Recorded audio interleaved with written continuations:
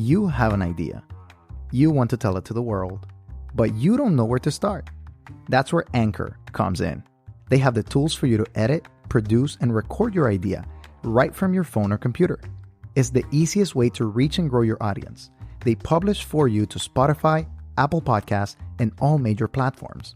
And to top it all off, they match you with advertisers so you can earn from your passion and your wonderful idea. So tell me, what are you waiting for? Download the Anchor app or go to anchor.fm to get started and follow your dream.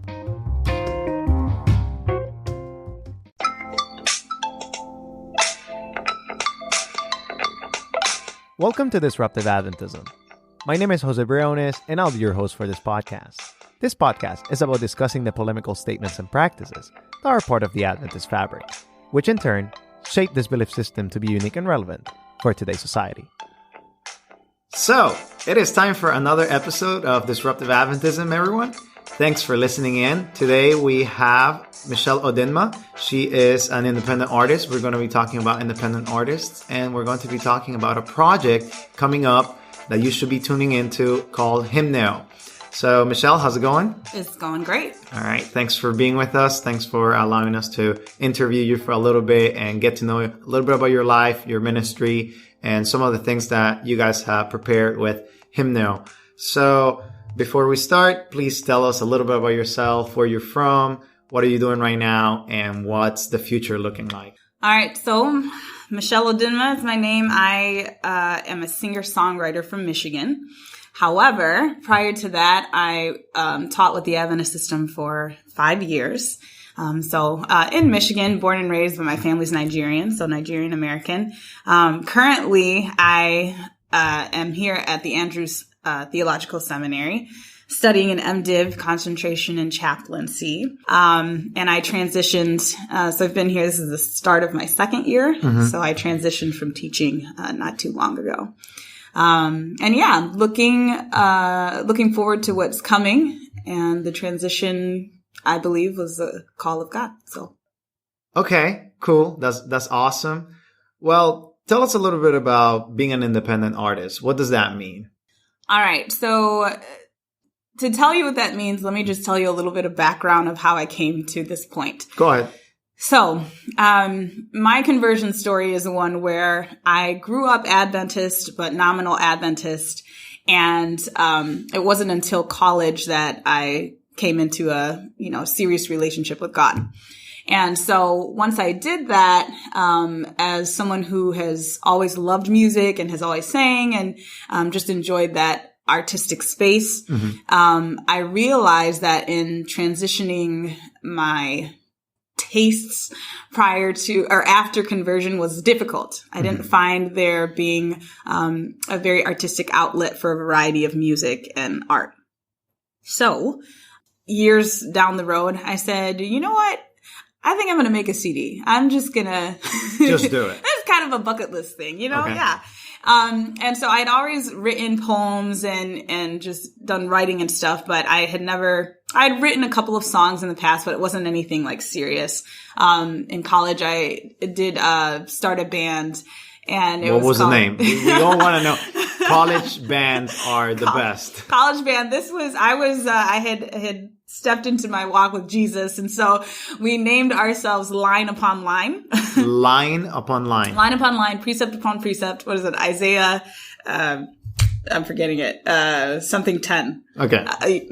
That's fine. Go ahead. Google it. So, so we named ourselves Line Upon Line. And the reason we did was because the way that we wrote our songs were scriptural. So we would take one passage from here, one passage from here, and then either come up with a theme or a concept, or then be able to piece them together to create some songs. Mm-hmm. So we actually made some really dope stuff. And it was fun. It was fun. Okay. So from that started my passion for music and more writing. And I was like, yeah, let me start writing songs. And at that time, I didn't play an instrument. So I've never studied music. It was kind of just a hobby. And, I picked everything up by ear.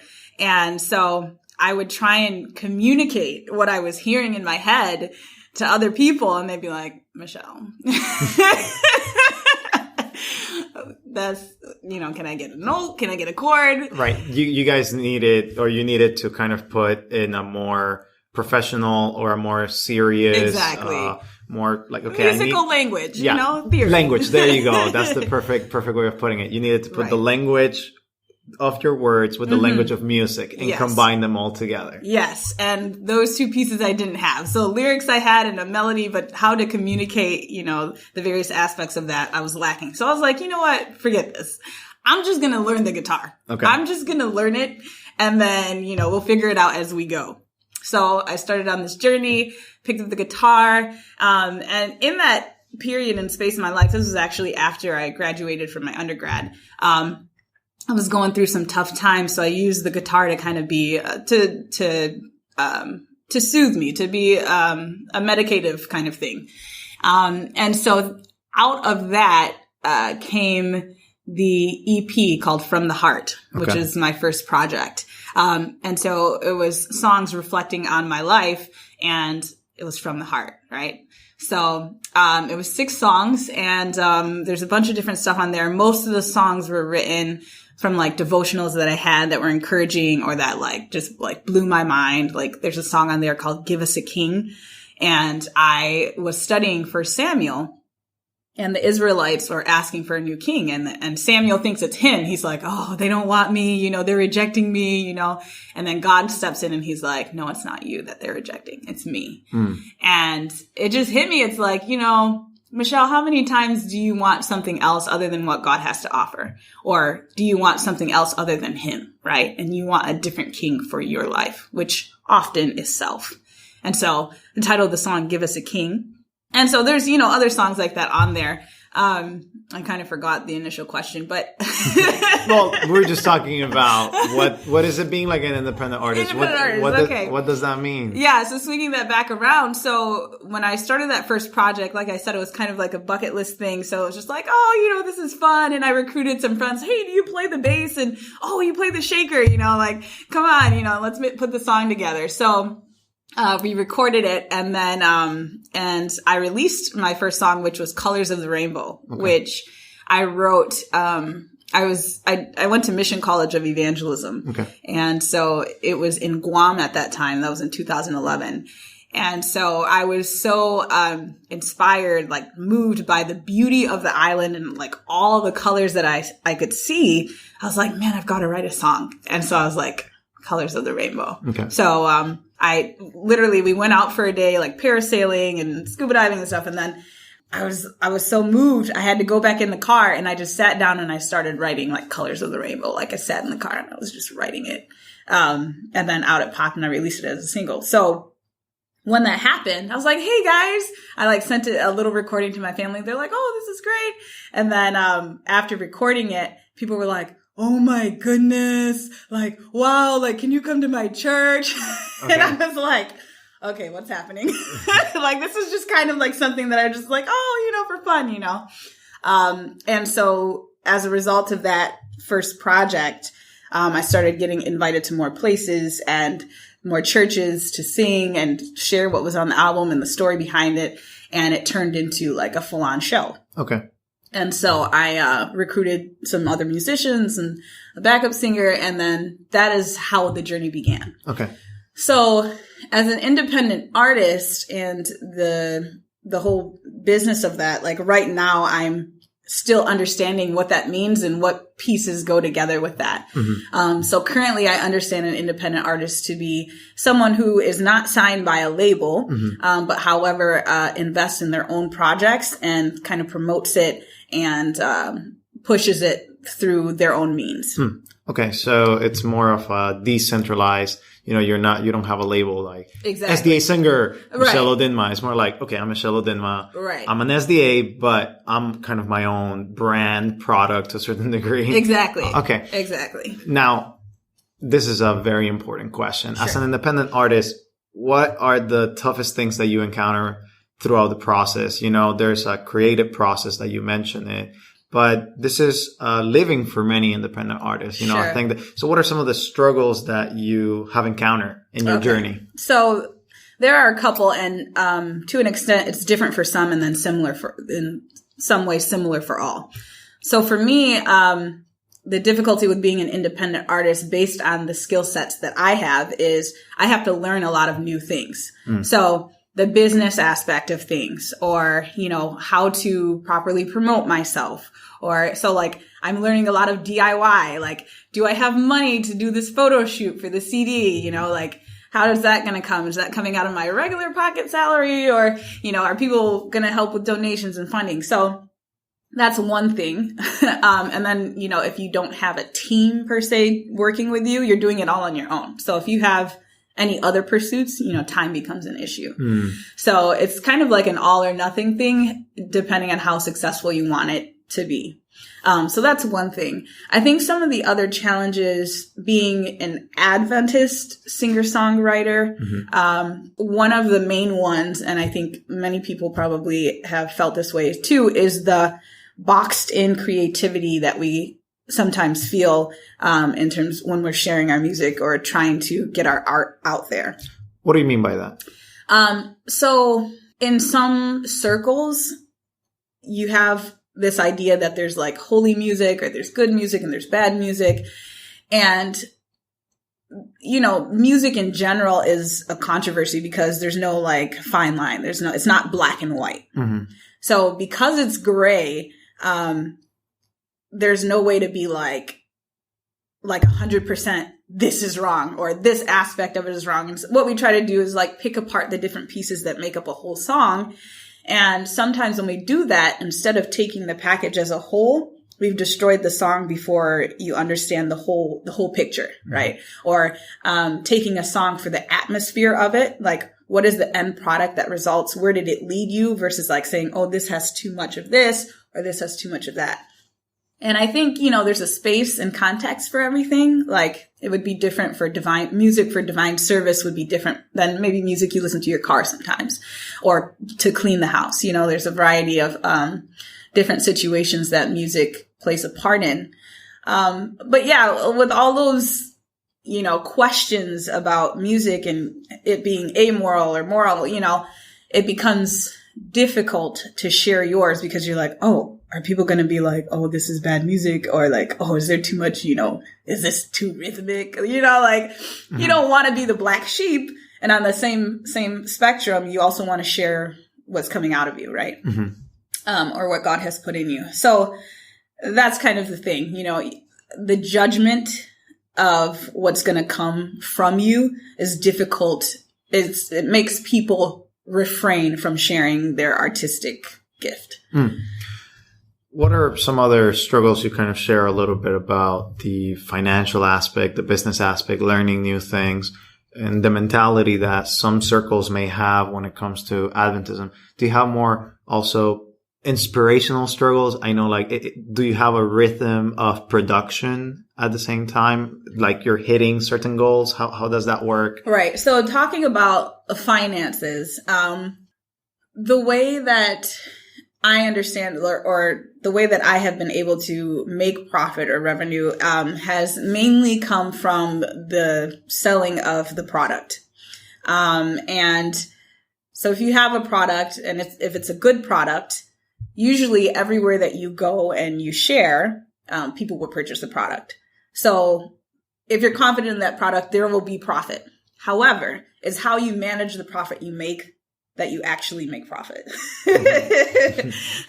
So you can make, a lot of profit off of your CDs. However, if you spent, $10,000 on your CDs, and it's not equaling out to what you're selling them for, you're not going to make profit. All right. So learning all of that, and that seems basic and it's simple, but it's like you have to go down to the nitty gritty and count the numbers and calculate the percentages. And if we're going, talking about digital sales, like how much are you making per song? And so it's really, there's a bunch of aspects. And here's another issue, just talking about finances, is based on how the community sees music or appreciates music, they'll give more for it. So, or values music, I should say. So, for example, I hate to say this, but this is disruptive Adventism, so let me be disruptive. Go ahead. In most Adventist circles, you make less in terms of for your program, for your presentation than you would in a non-Adventist circle. So I've noticed that if I go to a Sunday church or if I go to a community program, they're willing at the jump to suggest a higher rate than maybe you even were thinking yourself. Mm-hmm. So like, I realized that I was like selling myself cheap. I'm like, oh, I started out like, hey, yeah, just like $100, 150, I'll come out, and like, I go to the Sunday church and they're like, okay, what do you charge? 300, 500, you know what I mean? And I'm like, would it be a lie if I, if I was like, yes, I charge 300. It's like, no, Michelle, you charge 150, but they're offering you 300. So it's like, so it's like you have to adjust your prices. So what I ended up doing is adjusted my prices based on the communities, right? And that's what happened. But I realized that the more that I went outside of the Adventist community to share this Bible-based Christian music, it was appreciated more. Why do you think that is? Is that because of the whole concept that you shared of this amoral? Is that something that's just within our Christian denomination, the Adventist denomination? Well, I can only speak for Adventism, but I know that is a part of it. It's like a piece of it. I think it's more, however, because if you look at music as a whole in the Adventist system, like we appreciate music in our academies. We focus on music instead of sports. However, when you go to your local church, how often is it, is the music, subpar, right? Or the praise and worship, right? Or maybe there's no choir, like when we look at what we invest in music in the lower levels and in Sabbath schools, we do a lot like for children. I was a, elementary school teacher. There's a ton of music, but yet when you transition to adults, where is it? It's gone. And so there seems to be some kind of disconnect between as we're growing with music and then when we become adults. It's like, oh, that's not as important right now. Like, let's just focus on the Bible, right? Or let's just focus on the doctrines, or let's just focus, on evangelism, which is all important. However, let's not forget about those things that cushion the gospel, right? That add this polish, that add this, extra blessing, this type of preparation for the gospel, Right. I mean, as you have mentioned a couple of these things, it's kind of like you compartmentalize. And that's, I think, something that we do in Adventism, that we say like, well, evangelism goes here, and then community projects go here, and then music goes here, instead of looking at it as an all-encompassing. I mean, we have all probably, or maybe if you're an Adventist, you have been at a evangelistic campaign or crusade, or maybe like a series, whatever you want to call it. And like at the end of the series, there's always that singer, right? Right. When they're doing the appeal, you know what I'm talking about, right? Yes, of course. But at the same time is, why can't we have that quality music, quality singer all the time? All the time. And that's what I'm saying. That's the problem, is like we only use it like when it's time or something.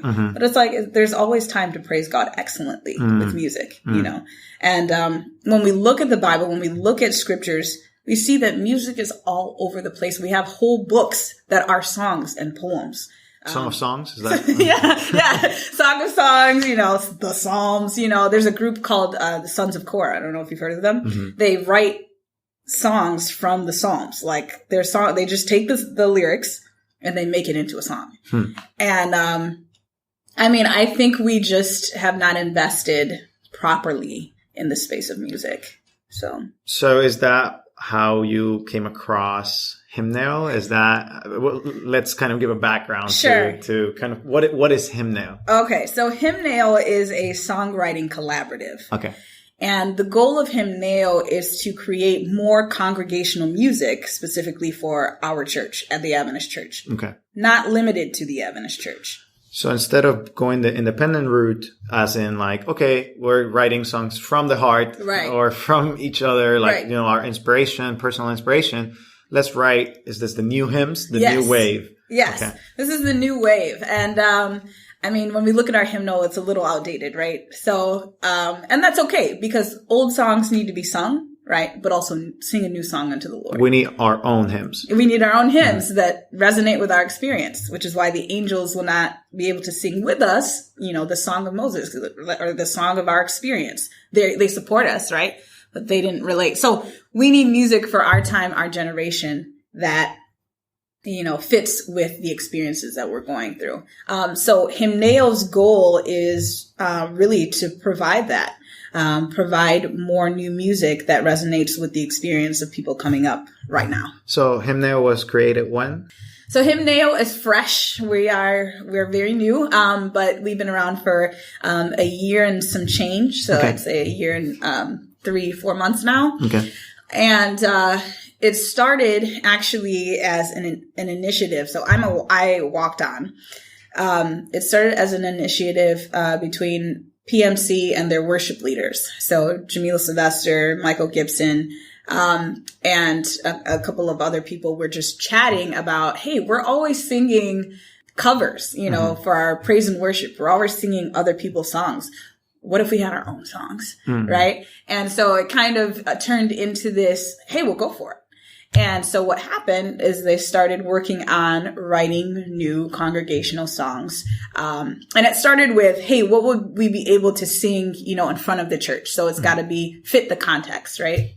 So it started being like that, or it started with that approach and then has now expanded into something larger. Okay. So there's this idea because, new songs are new songs and everybody has that. I have had that feeling. Sure. When I see a song and someone's singing it and I'm like, I really don't know what that song is. Right, I had a lot of those experiences coming to the United States. I know a lot of the hymns in Spanish, or I know a lot of the praise and worship songs like in Spanish, like Jesus Adrian Romero, or stuff like that. Right. But when I came here, it's like the Hill song and the whole new, the hymnal was new to me because I didn't know how to sing it in English. Sure. So this was this is kind of like you guys are introducing new songs.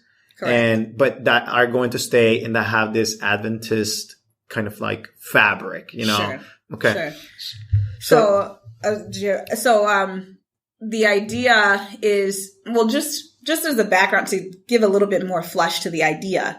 Like when we look at the Bible, in Deuteronomy, I believe it's chapter 30 or some of the later chapters, God tells Moses to, write all of these things down and teach it to the people, right?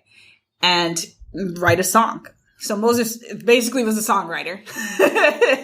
And he takes what God had told him and he writes it down and he teaches it to the people and they begin to sing it. And God said so that throughout their generations and throughout their time as they go and as they grow, they'll remember this. And so we understand from that, that one, they had a new song, right? That song was supposed to become old, right? And that they were to continue to sing it, but use it as a means to remember what God had done in the past. And that's part of what music is to remind us what God has done, what God is doing, and what he will do, right? And that's why we praise him for some of those things and all of those things and more. And so because of that, Hymneo's goal is to make that a reality.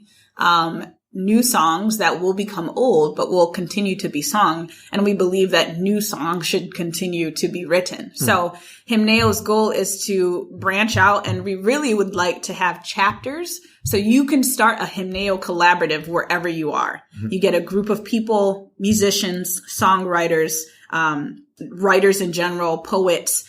And how it works is one person may have a piece of an idea. Say you've got hey guys, I've got this poem that I really want to put to music. You bring it to the Hymneo collaborative and we collaborate with you and brainstorm how can we develop this into a full song. Okay. Or you come with a melody and then we say, oh, what lyrics might go with that? What do we want to talk about? We pull out some scripture and create another song. So how would that happen? Let's say someone's listening to the podcast and is like, I love this idea. I am down. Sign me up. Yes. What do they have to do? So every Wednesday at 6 p.m. in the music room in PMC, Hymneo meets. Okay. And come on out. If yes, you love the idea, come out. What we do is we choose one idea to focus on for the 2 hours that we're there, or the hour and a half. And we listen to it. You actually submit it beforehand so we can choose who's to work on. And then we go in, we give some critique, some enhancement, and see if we can repolish it. The goal is to take that song and actually make it a finished product. Thank you. And put it on a CD. So by the end of this year, we hope to have a CD. We have 2 videos out from 2 songs that we made. Okay. And keep moving from there. So. Now, let's say that person is not in the Michigan area. Right. You know, what do they do? How do they contact you guys? So maybe they have an idea, right. But they're just like, other side of the world, Australia, or maybe right. Asia, Ireland, all of these places. So, I mean, honestly, the thing is that other people in around the world are actually doing this already. So, okay. America's behind. Like, Brazil already is doing this, okay. Like, Africa's already doing this. Like, other people are doing this. It's like, America's like, oh, wait, what? So, okay. We're trying to also keep up. But we have a Facebook page. Just type in Hymneo, Hymneo, and search us, and you'll be able to find the page and message there. Okay. Drop us a note. Someone will check it and get back to you, tell you, the 411. Yeah. So That's good. Yeah. Well, that sounds like an awesome thing. Thanks for, talking about these projects, and these things that we need to understand maybe a little bit more about independent artists. Mm-hmm. As a kind of final point, this last couple of minutes that we have. Sure. What would you like to say to the church? Let's disrupt right now. Let's disrupt. Yeah. What is it that you want to communicate to churches that may have, or maybe you want to communicate to independent artists? Right. What would you say to churches and independent artists as a whole? So I would say this is God is a creator. Mm-hmm. And when we look at the variety of things that he's created around us, we know that no 2 birds will sing the same song, right? Or even sound the same. So to box in creativity, and we have to be careful. And granted, there are, things that we should be concerned about when listening to music. So not throwing that out. However, anytime that someone closes their hand, it limits them to the blessings they can receive. But anytime someone opens their hand, blessings will come in and out. And so because of that, I have the understanding that you should just let people produce. Just let people create whatever comes out. And then individuals preferentially choose what is uplifting for them. And then that way, to an extent, it allows people the freedom to create and doesn't it doesn't destroy people's desire to create. But it allows them to do that. And also, it's a process, right? People change, their music changes. Experiences change, and then their music will change with it. And so if people are walking with God, if musicians are walking with God, you will see, hear, and feel that in what they produce. And if you can't, then don't listen to them. Listen to someone else. Well, thanks a bunch for your time. I appreciate that you have taken the time to get this interview. I know you're busy with classes and everything else. But as we finalize, we always give our final word to our guests. So what's the final word when it comes to independent artists? I would say support them and encourage them. That's what they need the most. That was our time with Michelle Odinma. Thank you for listening today for our episode on independent artists. This is the end of our mini-series on independent artists. We are planning to do other series on independent artists in the future, so you get to know different people that are out there composing music for the Adventist church and for the Christian experience or for life as a whole. If you're an independent artist and want to be featured, please reach out to us on our Instagram or Facebook pages. If you want to check out more of Michelle's music, please go to michelleodinma.com. Thank you for listening today. We really appreciate your support. Please share this episode. It really helps us out to get out there and for people to get to know a little of the different opinions that are disrupting Adventism. If you haven't reviewed us on iTunes or your favorite podcatching app, please do so. It really helps us to promote our podcast. Also, if you want to collaborate financially, you know where to find us at patreon.com/disruptiveadventism. All of our mic equipment, all of the hosting costs are covered with the contributions. We start at $1 a month. And right now we're having a promotion. If you sign up for our Patreon, even if it's at $1 a month, you'll receive some free shirts and free hoodies this Christmas season. So make sure to take advantage of this promotion. Thank you again for listening today. We really appreciate it. And as always, we invite you to be disruptive.